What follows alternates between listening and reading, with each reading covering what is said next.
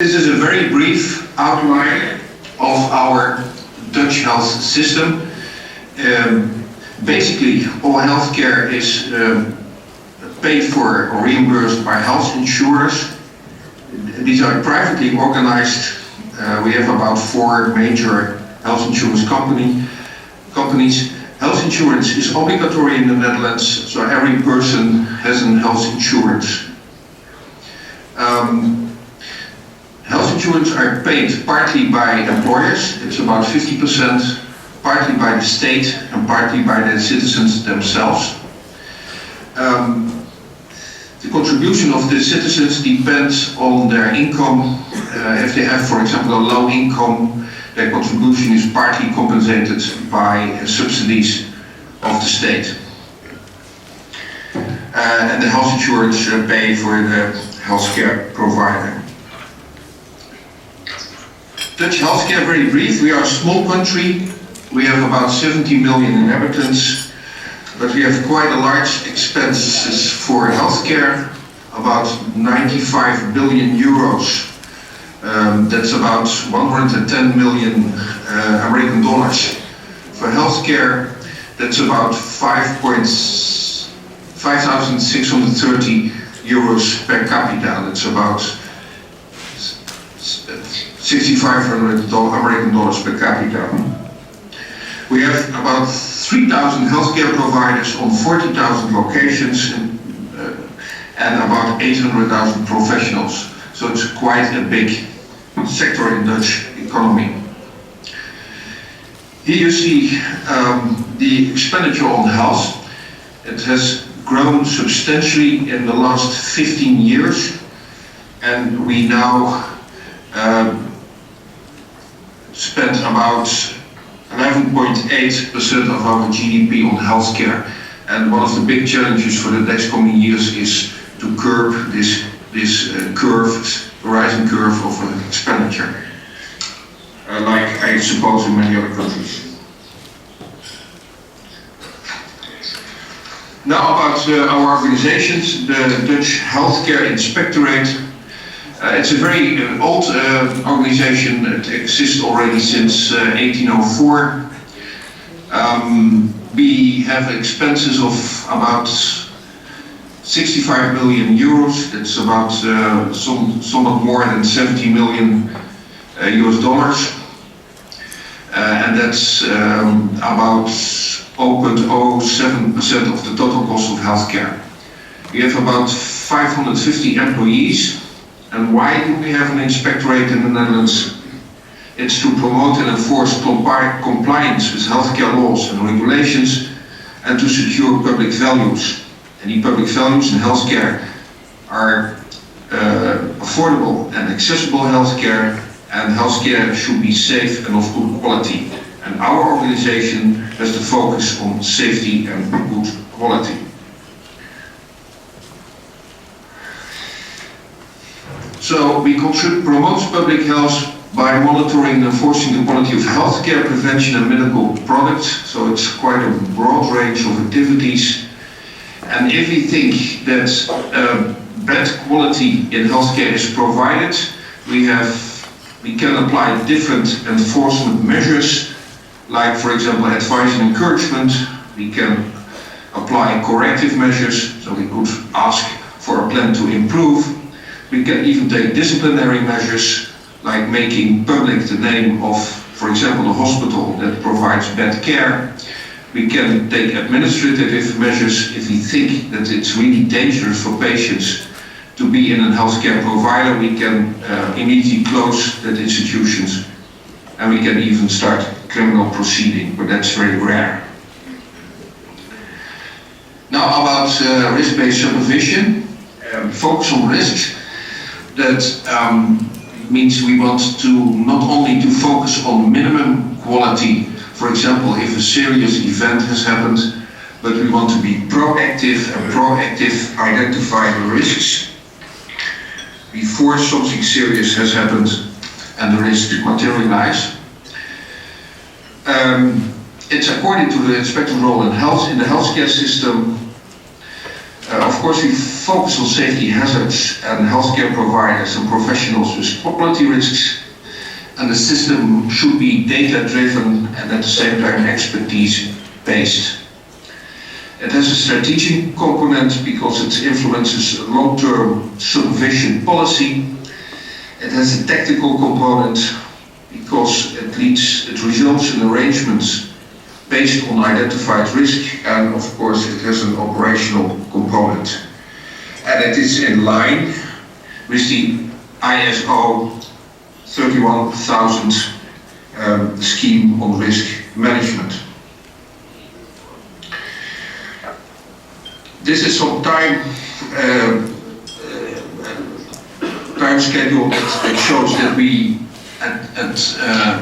first, starting in the 19th, were very much focused on minimum quality and by and large made the transition to a focus on safety risks. First, not data-driven, but more and more data-driven and in a prescriptive way. So what's the approach? First, of course, develop vision and strategy. You can read it. Then define the necessary data and information you need. That's quite a endeavor. Collect the data that may turn out to be difficult, especially to link data sources and to retrieve it. Also, the enriching of the data is quite a process. Translate the data into useful information for the supervision process. Change the information into knowledge. Organize the supervision process and then carry it out. Actually use it to supervise healthcare providers. And of course, at the end you have to evaluate whether or not it has any predictive value. So this is a scheme that's again kind of summarizing the whole process. And in the last couple of years we mainly focused on still the data and the information, and we are in the process to fine-tune the arrangements necessary for this kind of supervision. We use structured data from external sources and internal sources, and we use unstructured data. We have to combine and to connect this data using business rules that results in a data warehouse with a lot of data, and then of course you have to make it presentable, visible for the inspectors to actually being able to use it. And we do this in we use dashboards. This is the example of the dashboards we are using. It's in Dutch, but I can explain it a little bit. In the left corner above, you see an overall risk score for, in this case, a hospital. That's a combination of all the other risk factors, and the overall risk score gives you an indication what is the actual risk of providing bad quality care in that hospital. And it also makes it possible to prioritize visits of the inspection to, for example, hospitals or other healthcare providers. It's a combination of data coming from serious, severe incident reports. Healthcare providers are obliged by law to report severe incidents to the inspectorate, so we can see how many reports we received from that hospital. Of course, we have visited the hospital before, so we have inspection results from the past. That's also input for the model. We have client reviews, especially for the providers of long-term care. We have indicators on quality and safety that the hospitals provide us. And we have a risk score on corporate information, and that's a risk score based on business rules, for example, regarding the financial situation, regarding what's going on with personal, etc. And this combines in an overall risk score and a dashboard, as you can see here. We try to do it in a PDCA cycle, so we started thinking about the system in 2010. It's now applied, it's ready for almost every sector, but basically mainly applied now for the hospitals. We are in the process of aligning the risk analysis and the inspections.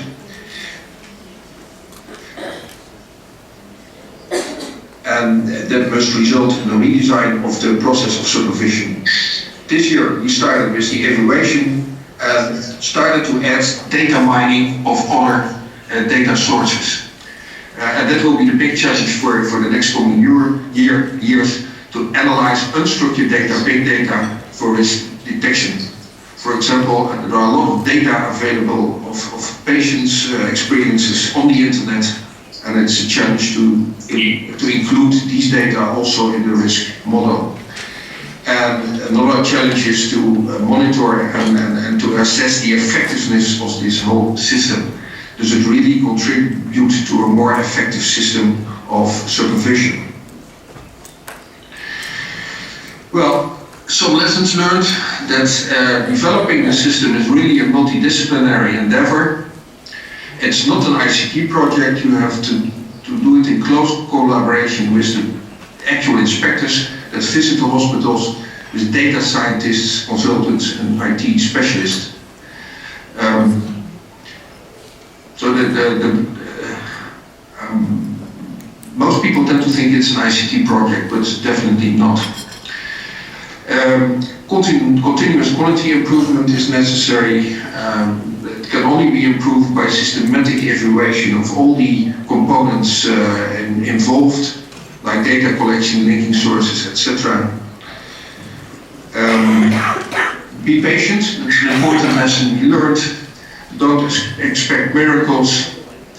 It will take quite a long time to predict important risks, and especially because the quality of the data, at least in the Netherlands, turns out to be quite an issue.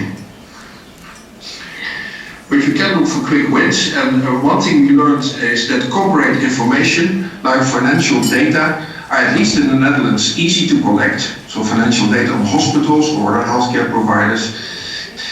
And this information is quite reliable and appears to have a high predictive value for poor quality care or risks. So if there are financial problems in the hospital, you can expect problems with quality of care. The same applies to other aspects of corporate information. So these are kind of quick wins. To conclude, some challenges for the future. Like I said, how can we make better use of big data in the process of supervision, and analyze what's available on the net and structure it. Not only unstructured data, but also making more better use of national registers that are available. Analyzing the unstructured data, especially should result in meaningful clustering, classifying, summation, and identifying outliers, and that's quite a challenge. We may want to make better use of data visualizations using geospatial. We want to validate the model. We want to predict the outcome if we have identified a risk. We want to compare whether or not this risk, we want to establish whether or not this risk in reality materializes, because we want to have the model, of course, as predictive value. And if we can really establish that it has a predictive value, then it should be a prescriptive model. It should really guide the process of supervision instead of being a helping tool. Stick is in the tail because we still have quite a discussion, or we should have a discussion whether or not we should really switch to a data-driven model or stick to the expertise-based supervision. Gracias por su atención.